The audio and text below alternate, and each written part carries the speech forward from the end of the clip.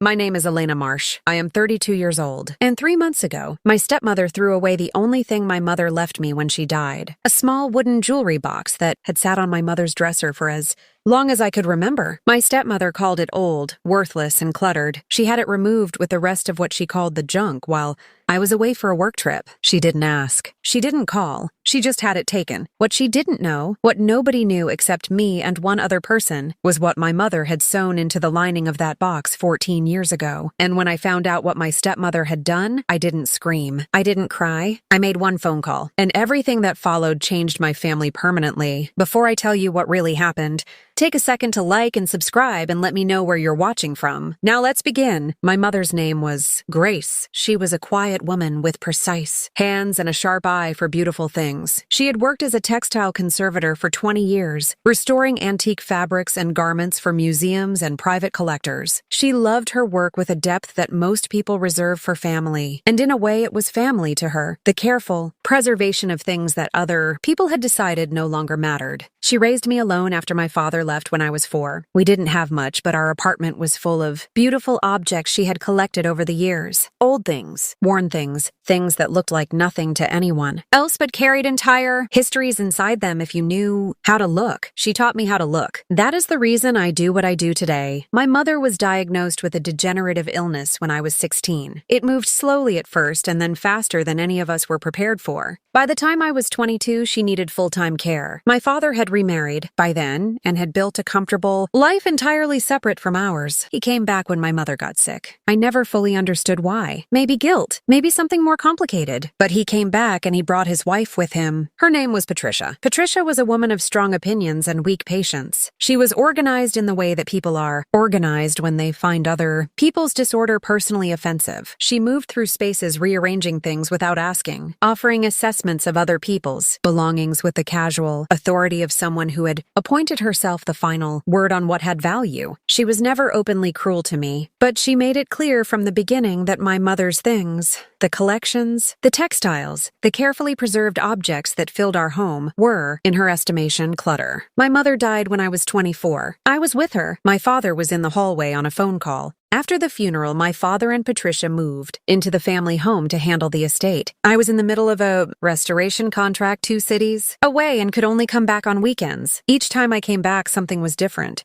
A shelf cleared, a cabinet emptied. Items my mother had spent decades collecting quietly disappeared into boxes that Patricia labeled for donation. I said something every time. Every weekend I came back and something was gone and I said something. My father would listen carefully and then say that we couldn't keep everything and that Patricia was just trying to help and that my mother would have wanted the space cleared for practical living. I stopped arguing after a while, not because I agreed, but because I could see it wasn't going to change anything. But the jewelry box I never worried about. It was a small thing, rosewood, hand-carved with a silk lining the color of deep burgundy. My mother had bought it at an estate sale when I was 7 years old. I remembered the day clearly because she had let me carry it home on my lap in the car and told me it was a treasure box and that one day it would be mine. It sat on her dresser for the rest of her life. When she died, I assumed it would simply pass to me without discussion. It was the one thing I never thought to formally claim because it had always been understood. 6 weeks ago, I was in Lisbon on a restoration contract for a private collector, a 2-week job that had extended to 3. I was focused and productive, and for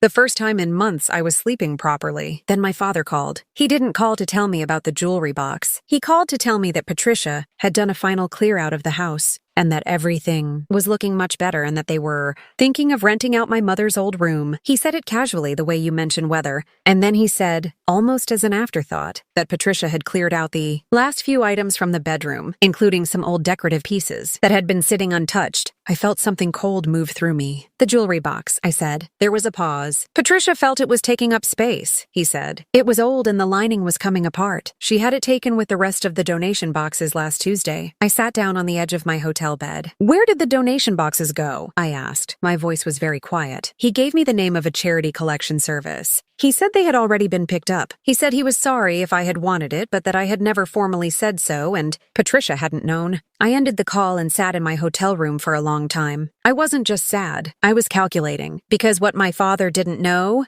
what Patricia certainly didn't know, was what my mother had told me 2 weeks before she died. We had been sitting together in her room on a quiet afternoon, and she had taken my hand and told me carefully and precisely about the jewelry box, about what she had done to it 14 years earlier, about what was sewn into the lining. My mother had spent her career understanding the value of things that looked like nothing on the surface. And 14 years ago, she had made a decision about something. She owned that she had never told another person except me. I booked a flight home for the following morning. The charity collection service was a small organization that ran a resale shop on the east side of the city. I went there directly from the airport, still carrying my travel bag. The woman at the front desk was kind and unhurried, and when I explained what I was looking for, she took me to the back room where uncatalogued donations were sorted and stored before going onto the floor. It took me 40 minutes of going through boxes before I found it. It was sitting at the bottom of a cardboard box between a set of mismatched picture frames and a broken desk lamp. The rosewood was dusty. The brass clasp was tarnished. It looked exactly as it always had, small and worn and unremarkable to anyone who didn't know what they were looking at. I paid the $5 donation price the woman at the desk suggested and carried it out to my car. I sat in the parking lot and held it in my hands for a moment. Then I opened it. The silk lining was indeed coming apart at one corner, just as my father had said. But I wasn't looking at the lining. I was looking at the base. I pressed the interior floor of the box at the specific point my mother had described to me and felt the slight give of a false bottom. I lifted it carefully. Underneath was a folded piece of paper and a small sealed envelope. I opened the paper first. It was a certificate of authenticity, handwritten on official letterhead from an auction house my mother had worked with early in her career. The document described a single item, a piece of antique textile, a fragment of hand-embroidered silk from the early 18th century. Provenance documented, condition assessed, estimated value at the time of the document's issue, significant. The certificate was dated 14 years ago.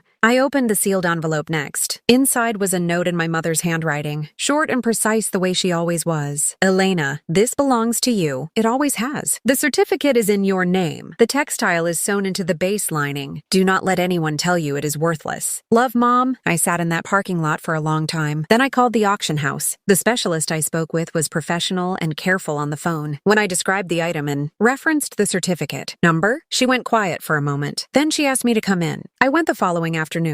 The specialist's name was Margaret. She was a small, precise woman in her 60s who handled the textile with gloved hands and a magnifying glass and did not speak for several minutes. When she finally looked up, her expression was composed, but her eyes were different. "Do you know what this is?" she asked. I told her what my mother had told me. She nodded slowly. "The market has moved considerably since this certificate was issued," she said carefully. She set the textile down on the examination table. "I would need to run a full assessment. But preliminarily," she paused, "Mrs. Marsh, this piece is worth considerably more than the figure on that certificate." She gave me a number. I had to ask her to repeat it. $890,000. I drove home slowly. My hands were steady on the wheel, but everything else was moving very fast inside me. My mother had known. She had known for 14 years what she was holding, and she had kept it quietly and carefully, the way she kept everything, sewn into the lining of a rosewood box on her dresser, waiting for the right moment to pass it on. Patricia had thrown away an $890,000 textile because the lining was coming apart. I did not go home immediately. I called a lawyer first, a friend who specialized in estate matters. I explained everything: the certificate, the note,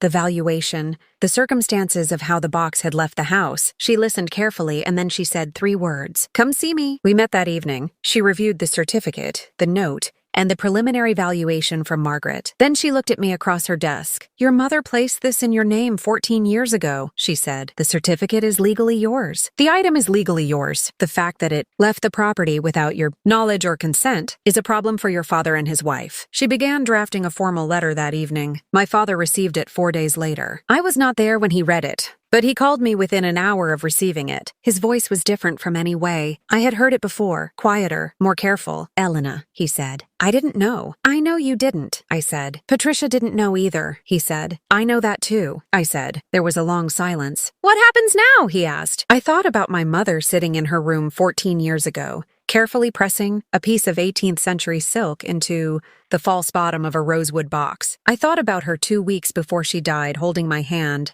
telling me precisely and quietly what she had left me. I thought about the $5 I had paid at a charity shop for something worth nearly $1 million.